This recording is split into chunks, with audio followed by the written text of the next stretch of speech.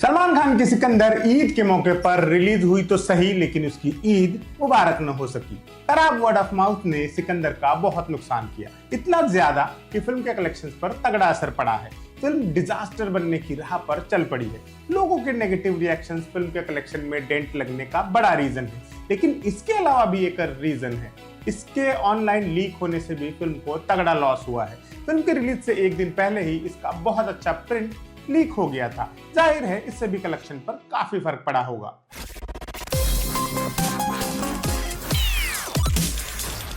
इस लीक कांड पर तरह तरह की बातें सामने आ रही है। पहले कहा गया कि इसे लीक करने में शायद अंदर के लोगों का ही हाथ था, क्योंकि जो प्रिंट लीक हुआ है उसमें ऐसे कई सीन्स है जो फिल्म के फाइनल कट में भी नहीं थे। जो फिल्म सिनेमाघरों में रिलीज हुई उससे ज्यादा सीन्स थे लीक्ड वर्जन में। ऐसे कुल 8 सीन बताए गए। इस फर्क के सामने आने के बाद लोग कह रहे हैं कि ये काम ऐसे लोगों ने ही किया हो सकता है जिनकी फिल्म सेट तक या फिल्म की फुटेज तक पहुंचती। लेकिन उसके बाद बात और आगे बढ़ गई। दबी जुबान में ये बात कही जाने लगी कि इसमें शाहरुख खान की कंपनी रेड चिलीज वीएफएक्स के लोग इन्वॉल्व हैं। क्या ये है पूरा मामला? आइए समझते हैं।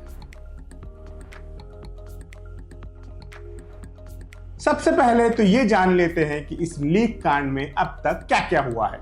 बॉलीवुड हंगामा और इसी तरह की अन्य वेबसाइट्स ने इस मामले को लेकर कुछ खोजबीन की है। जांच के बाद कुछ चीजें सामने आई। सिकंदर ऑनलाइन लीक हुई थी 29 मार्च को, यानी रिलीज से ठीक एक दिन पहले। बॉलीवुड हंगामा के एक प्रतिनिधि ने एक ऐसे शख्स से बात की जिसने लीक्ड फिल्म देखी थी। इस बातचीत से फिल्म के कंटेंट के बारे में काफी कुछ पता चला।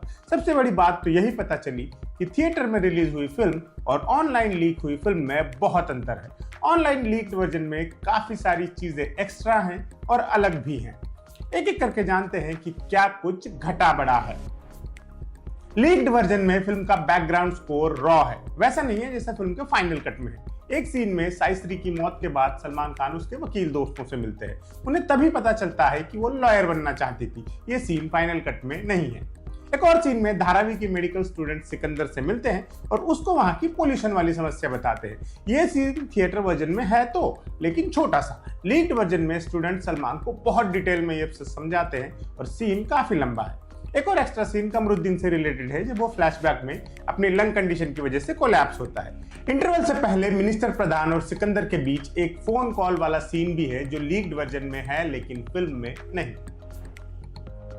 एक बहुत बड़ा सीन और है। इस सीन में काजल अग्रवाल का निभाया किरदार वैदेही अपनी जान लेने की कोशिश करती है। ये सीन भी थिएटर वर्जन का हिस्सा नहीं है। एक सीन निशा और सिकंदर का टैक्सी में भी है जो फाइनल कट में जगह नहीं बना सका। एक और मेजर फर्क है लीक्ड और थिएटर वर्जन में। फिल्म में रश्मिका जो लग जा गले गाना गाती है वो थिएटर कट के लिए लूलिया वंतूर ने गाया है, जबकि लीक्ड वर्जन में वो लता मंगेशकर की आवाज वाला ओरिजिनल वर्जन है। पायरेटेड वर्जन में सलमान का गाया अजीब दास्तां है ये गाना नहीं है, जबकि फिल्म में है।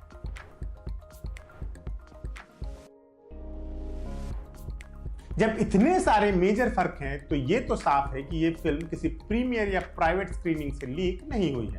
ऐसा होता तो थिएटर वर्जन लीक होता। फिल्म पक्का ऐसी जगह से लीक हुई है जिनकी ओरिजिनल काम तक पहुंचती, और इसी क्रम में रेड चिलीज वीएफएक्स का नाम भी लिया गया। इतना तो अब तक आप समझ ही गए होंगे कि सिकंदर के स्पेशल इफेक्ट्स का काम रेड चिलीज वीएफएक्स ने किया था। इंडस्ट्री इनसाइडर्स को शक है कि रेड चिलीज में काम करने वाले कुछ लोग इसमें शामिल हो सकते हैं। 3 अप्रैल को दिन में कुछ वेबसाइट्स ने रेड चिलीज वीएफएक्स का नाम लेकर खबरें लिखी, लेकिन बाद में उन सब से नाम हटाया गया। लेकिन यहाँ एक बात और भी गौरतलब है, क्या वीएफएक्स कंपनी को फिल्म की तमाम रॉ फुटेज सौंपी जाती है, और क्या उसकी सिक्योरिटी का कोई सिस्टम अवेलेबल नहीं? एक पुराने प्रोड्यूसर कहते हैं कि वीएफएक्स कंपनी से फिल्म लीक होना लगभग असंभव है। उनको ये भी लगता है कि इस लीक के लिए जिम्मेदार लोगों को पकड़ना बहुत मुश्किल होगा। बॉलीवुड हंगामा से बात करते हुए उन्होंने कहा, क्या किसी को आज तक पता चला कि उड़ता पंजाब और ग्रेट ग्रैंड मस्ती किसने लीक की थी?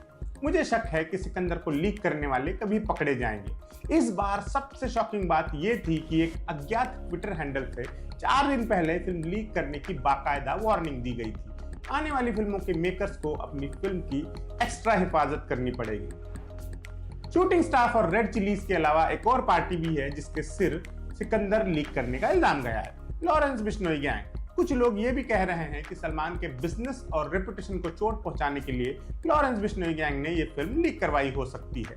कुछ और लोगों का अंदाजा है कि फिल्म किसी फॉरेन सेंसर बोर्ड से भी लीक हुई हो सकती है। एक गुनाह के इतने सारे सस्पेक्ट्स हैं।